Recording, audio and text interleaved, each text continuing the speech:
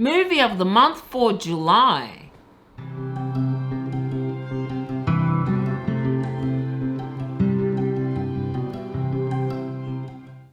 G'day to all you lovely people and welcome back to my channel. I'm Kathy and today it's time for Movie of the Month for July. It is the middle of winter in Melbourne and I must admit I'm looking forward to spring. We are also in another lockdown yet again. Anyway, okay, so the film I'm going to be featuring today is The Third Man. It came out in 1949. It is a film noir and it is a classic. It was directed by Carol Reed, an English director, and the script was written by Graham Greene, a very well-known English author. It stars Joseph Cotten, who I will admit I've never been a huge fan of, but I've recently seen him in a few interesting films and I'm starting to change my mind. I think he was a better actor than I expected. It also stars Terrence Howard, an English actor. I have seen him in quite a few films. I can't recall any of them off the top of my head.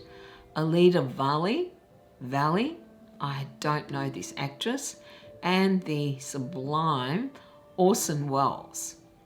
Welles hasn't been in that many films, but he is such a charismatic actor. Every time he's on the screen, he just steals it from everyone else, in my opinion. The story is about an impoverished author, played by Joseph Cotten, who is invited to Vienna to do some work for his friend Harry Lime. When he arrives in Vienna, he learns that his friend has been killed. And he is told that in fact his friend is a racketeer. Cotten is outraged that his friend is considered a criminal, so he starts to investigate Harry Lime's death. That is the basic plot. I'm not telling you anything else. Because this film takes place in post-war Vienna, it is quite haunting actually. It is a sad place, a tragic place that is trying to pick up the pieces after a devastating war. And I thought it was beautifully shot. It showed the decay. It showed all the devastation that had taken place in this city. And as a backdrop to the story, it was perfect. It was an indication of the corruption or decay in humanity as well. Well, that was my feeling anyway. The cinematography is superb. The shots are all off kilter. They're not always level. And that just adds to the mystery of the story because that's what this is. This is a mystery that Joseph Cotten is trying to unravel. It is very atmospheric. It is menacing at times. There is so much going on all the time that I think this is a film that you need to view over and over again. I've only ever seen it once. I thought perhaps I might have seen it when I was younger, but I can't recall it. Perhaps. It's been a long time and I've watched a lot of films in my life, but I did watch it recently and I thought this is definitely something I want to see again because I'm sure I would have missed something. There are so many twists and turns to the plot that you don't know where it's heading. It reminded me very much of Hitchcock films. So I loved it just for that. But this film has this haunting sadness to it. I found it quite depressing at times. Just realizing what all these people might have gone through as a result of the war. For me, this film had a profound impact. It showed very clearly the destruction that wars can cause us.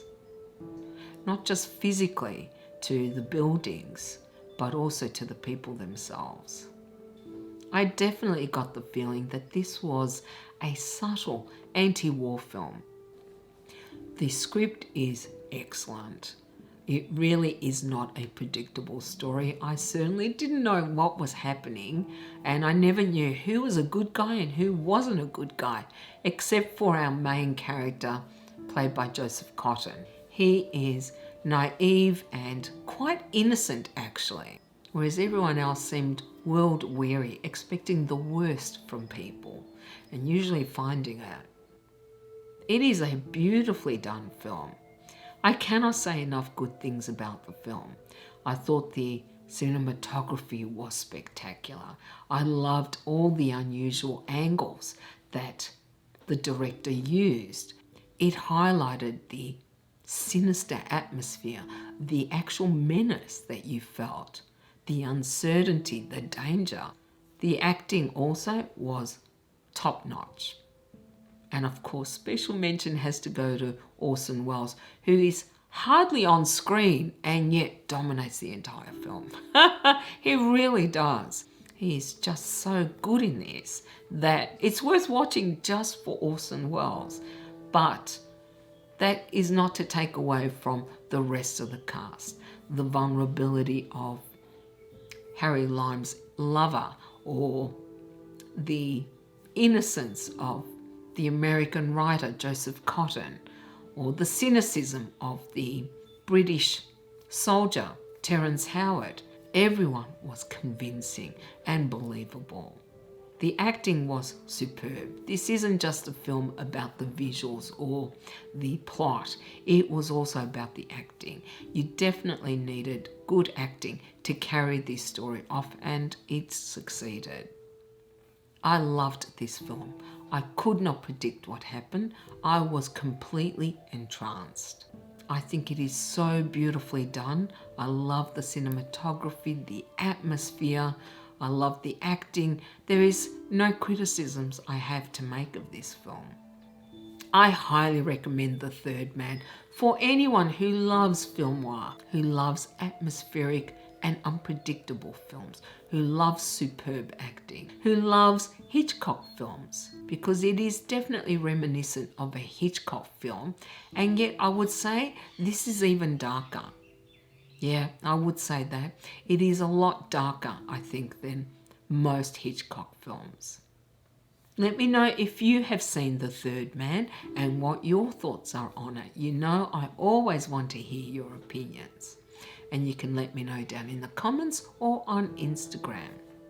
Thank you also very much for hanging out with me. I hope you enjoyed this video. And if you did, you can do the usual. You can like, comment and subscribe if you haven't already. I hope you all have a beautiful day, and I'll see you next time. Bye.